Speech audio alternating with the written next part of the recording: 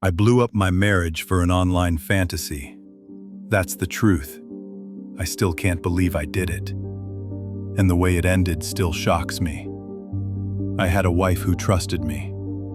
A daughter who'd run into my arms after work. A house that smelled like coffee, shampoo, laundry detergent. And I set it all on fire. Because someone on a screen told me I was interesting. I try to figure out what snapped in me. Maybe I already know and I just hate saying it out loud. I wanted to feel special. But I didn't want to do the work to actually be special. Back then, life felt like a treadmill I couldn't get off. My job wasn't terrible, but it was relentless, email after email. Our daughter was in that phase where bedtime turned into arguments. More stalling, more tears, then sudden silence. Every night I felt like I'd failed her, and failed my wife too. Dishes piled up, bills piled up, and I stopped talking about anything real. Because the moment I opened my mouth, the truth wanted to crawl out, and I didn't want to face it. My wife carried so much. She asked me, "What do you need?"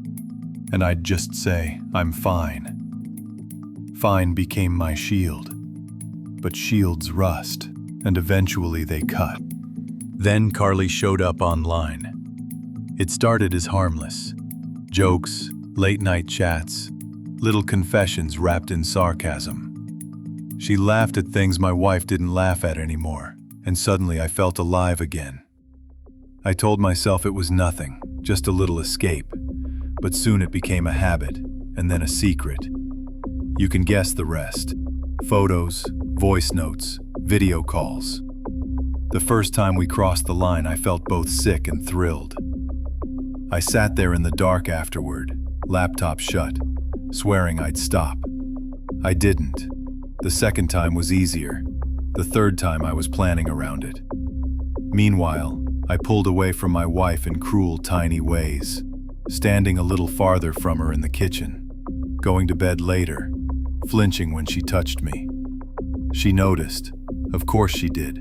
She asked, "Is there someone else?" And the way she looked at me, her eyes searching my face, was unbearable. For a second I thought about telling the truth, just blurting it out. I even felt my mouth open, but then I panicked. I lied so fast, so clean, that even I almost believed it.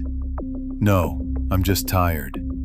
And the second the words left my mouth, I knew I had just locked a door I wouldn't be able to reopen. That was the moment I crossed from weak to cruel. I let her think she was the problem, because that made it easier to keep doing what I was doing. One night, after another fight about nothing, laundry dishes, exhaustion, I told her I needed a break. I dressed it up like space and clarity, self-care, whatever. But really, I just wanted out without telling the truth. She looked at me like she was seeing me for the first time. Or maybe like she finally saw me clearly. She didn't cry right away. She just went still. And that stillness hurt more than shouting ever could. I moved out before I had to explain.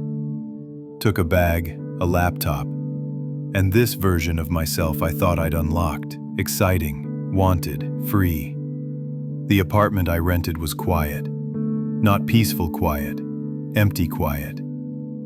Carly kept pinging my phone. Pictures, teasing, attention. I laughed, typed back. Told myself the ache in my chest was the price of change.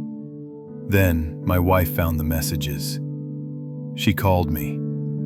Her voice was flat. And she asked one question. "How long?" My stomach dropped like I'd been punched. My hands went ice cold. My throat closed up. I remember staring at the floor, sweating, even though I wasn't moving. It felt like she could see straight through the phone, into every lie I had told. I tried to spin it, soften it, but she cut right through me. "You could have told me." That line, I think it broke me more than anything. because she was right. I could have told her. I could have said I felt invisible. I could have admitted I was scared of being ordinary. Instead, I told it all to a stranger. After that, I got meaner, colder. I sent clipped texts, went silent, pretended I was the one hurt. Deep down, I knew I'd already lost her. The final blow came when I asked if we could fix it. She looked me dead in the eye and said, "Try what?" I swear the silence after those 2 words was louder than any fight we'd ever had. Because she was asking me for specifics. What exactly was I offering? And all I had was regret. No plan, no proof, just fear of losing her. That was it. No dramatic ending, just nothing left to grab onto. The divorce papers came, heavy in my hands. I signed them in stages, as if breaking it up would make it less real. It didn't. And Carly, she didn't matter, not really.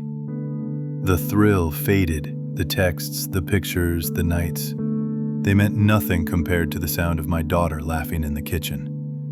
I don't live in anymore. I burned it all for a fantasy, and when the smoke cleared, I was alone in the ruins. Most friends stood with her. My parents stayed mostly silent.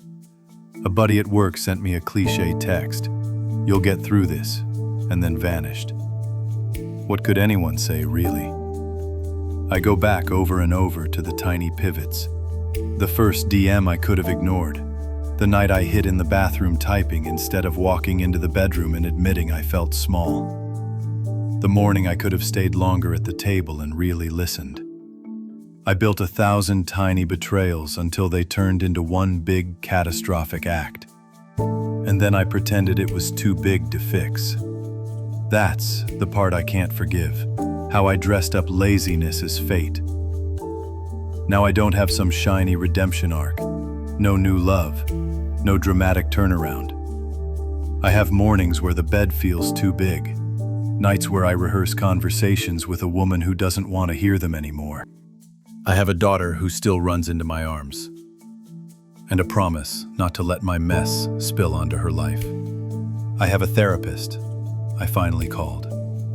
Once a week I sit in a chair and say the things I used to avoid. I tell the truth there. Small, late, but something. Sometimes I stand at the counter and cry. Not the big dramatic cry, just this quiet leak I can't stop. I think about how my wife stirred her coffee, how she tapped the spoon twice without noticing, and I wonder about all the versions of our life that could have happened. If I just opened my mouth when it mattered. There's no undo button. There's just me, the wreckage, and the long work of becoming someone who wouldn't do this again.